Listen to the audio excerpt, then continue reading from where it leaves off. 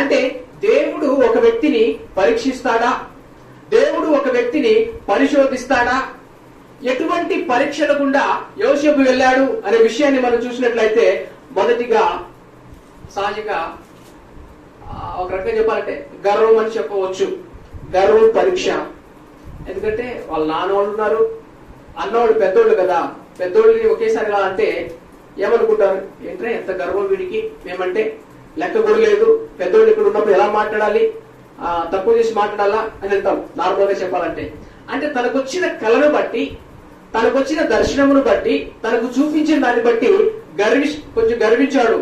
నేను కనిన కళ, నేను అంటే నేను అనేది తీసివేసి ఆ నా అనేది తీసివేసి నీ అని చెప్పేటట్టుగా దేవుడు చేశాడు. ఫస్ట్ అంటే ఒక వ్యక్తిని దేవుడు వాడుకోవాలనుకున్నప్పుడు మన స్వీయాన్ని, అందుకని దేవుడి చిత్తం మనకు బయలుపరచబడాలన్నా కూడా స్వీయాన్ని తెచ్చుకోవాలి. ఇక్కడ నేను అన్న తీసేయడానికి దేవుడు చేసిన కార్యం ఏంటంటే, గుంటలో నుంచి తీసుకెళ్లి ఎక్కడ పెట్టాడు? దాసత్వంలో పెట్టాడు. గుంటలో నుంచి తీసి, దాసుడు అంటే దాసుని పైన యజమాని ఉంటాడు. యజమాని కింద మనం పనిచేసేటప్పుడు నా అంటే ఏముండదు. సొంత చిత్తము లేనివాడు దాసుడు. సొంత కోరికలు ఏముండవు. నా ఇష్టం, ఎక్కడికి వెళ్తాను, ఇక్కడికి వెళ్తాను, అది ఏం లేదు. యజమాని ఏం చెప్తే చేయాలి. అంటే నేను నా నుండి ఎక్కడికి వచ్చాను యోసేపు, మీరు చెప్పండి, మీరేం చెప్తే చేస్తాను అన్న పరిస్థితికి దేవుడు తీసుకొచ్చాడు. ఆ పరిస్థితుల్లో నీ చిత్తము అన్న దగ్గర తీసుకొచ్చిన దేవుడు అక్కడ అతన్ని దీవించారు, ఆశీర్వదించాడు. మొదటి యొక్క పరీక్ష ఏంటంటే గర్వ పరీక్ష. ఆ గర్వ పరీక్ష గుంటలో తీసుకెళ్ళాడు దేవుడు. ఆ గుంట నుంచి ఆ గర్వాన్ని తీసి దాసత్వంలో తీసుకెళ్లాడు. ఆ దాసత్వంలో చక్కగా నమ్మకంగా ఉన్నాడు. తన చిత్తం లేకుండా అయిష్టంగా, ప్రేమించబడ్డాడు కదా, బాగా కష్టపడి ఉంటాడు, బాగా వేదన పడి ఉంటాడు. నాకు ఇలాంటి బాధ ఎప్పుడు రాలేదు, మా అమ్మ నాన్న దగ్గర నాకు ఎప్పుడు రాలేదు, నాకు అసలు ఈ బాధ అంటేనే తెలియదు. అలాంటిది ఇక్కడ నేనేంటి ఒక బానిసగా బతుకుతున్నాను అని బాగా బాధపడి ఉంటాడు. కానీ అంత బాధలో దేవుడు తనను ఆశీర్వదించారు. తనకు ఒక అధికారిగా దేవుడు చేశారు. ఆ ఇల్లంతటి పైన ఆయనే అధికారి. ఆయన పర్మిషన్ లేకుండా ఎవరు ఏ పని చేసేవాళ్ళు కాదు.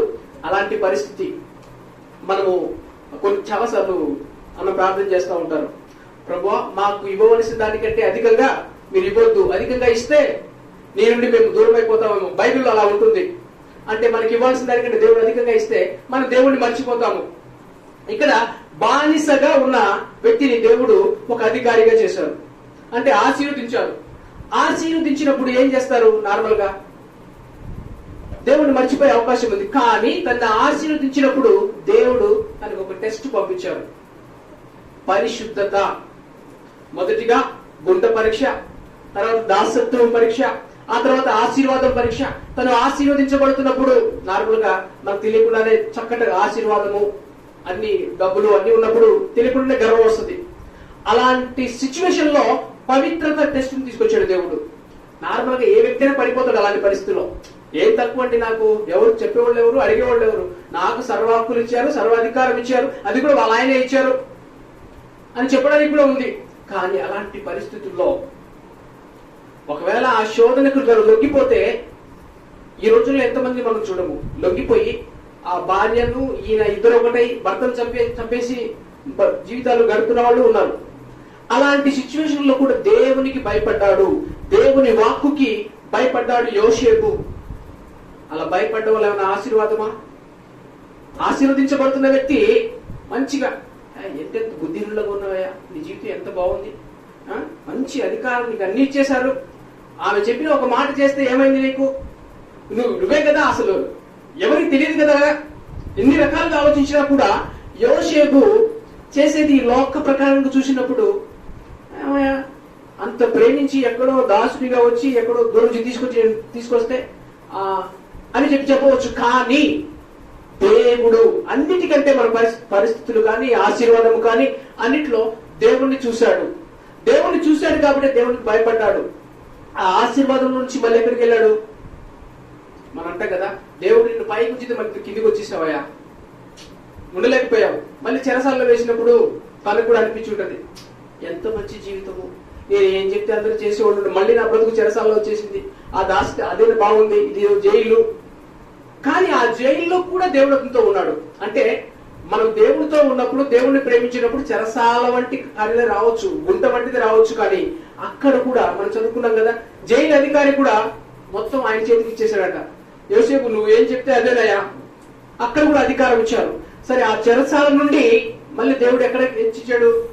మళ్ళీ అధికారం పరీక్ష, మళ్ళీ అధికారం. ఈసారి అంటే ఈ లోకపరంగా మనం చూసినప్పుడు ఒక ఎమ్మెల్యేగా ఉండవలసిన వ్యక్తిని తీసుకెళ్లి నువ్వే ప్రధానమంత్రి, నిజమే ప్రధానమంత్రి దేవుడు చేశాడు. అంటే అక్కడ శోధన నో అన్నాడు కాబట్టి ఒక ఎంపీగానో ఎమ్మెల్యేగా ఉండాల్సిన వ్యక్తి తీసుకెళ్లి దేవుడు ప్రధానమంత్రి చేసినప్పుడు నార్మల్ గా చిన్న అధికారిగా ఉన్నప్పుడే తను క్షమించగలిగే మనసు కలిగి ఉన్నాడు.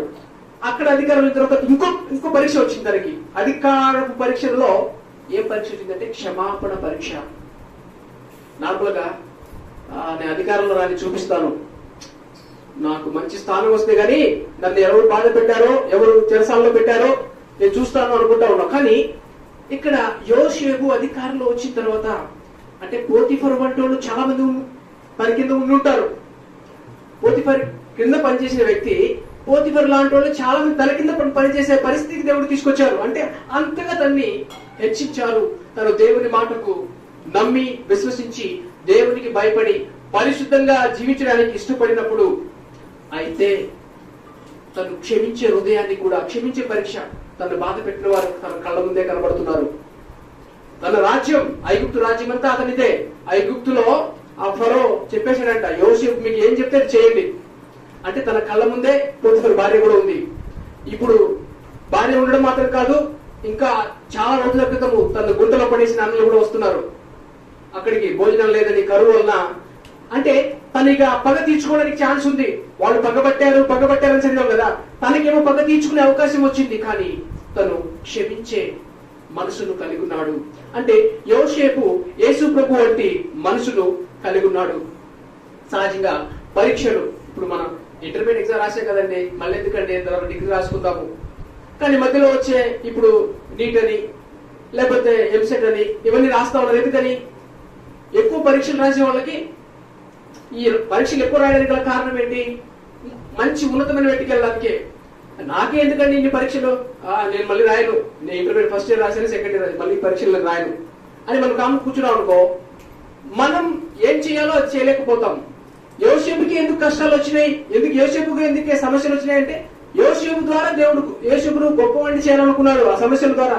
కాబట్టి సమస్యల తర్వాత సమస్య, కష్టం తర్వాత కష్టాన్ని తన జీవితంలో పంపించాడు. మనకొచ్చే పరీక్షలు, పరిశోధనలు మన మంచికే. అయితే కొన్ని మనం ఈ రోజుల్లో వింటాం, ఏముందండి వాళ్ళు చదువుల్లో పాస్ అయ్యారు కానీ జీవితంలో ఫెయిల్ అయ్యారండి. చదువుల్లో పాస్ అయ్యారు కానీ జీవితంలో ఫెయిల్ అయ్యారు. ఇక్కడ తన జీవితంలో ఫెయిల్ అయినట్టు కనబడుతూ వచ్చాడు. పైకి వెళ్ళాడు, మళ్ళీ కిందికి వెళ్ళాడు, పైకి వెళ్ళాడు, మళ్ళీ కిందికి వచ్చాడు. కానీ జీవితంలో ఫెయిల్ అయ్యాడా అంటే ఒక్కటి, మన క్యారెక్టర్ ఫెయిల్ అయిపోతే అన్ని ఫెయిల్ అయిపోయినట్టే. బుద్ధి ఫెయిల్ అయిందా అన్ని ఫెయిల్ అయిపోతా ఉంటది. తన బుద్ధిని కాపాడుకున్నాడు, తన క్యారెక్టర్ కాపాడుకున్నాడు. దేవుడు తనని హెచ్చిస్తూ పైకి తీసుకెళ్లారు.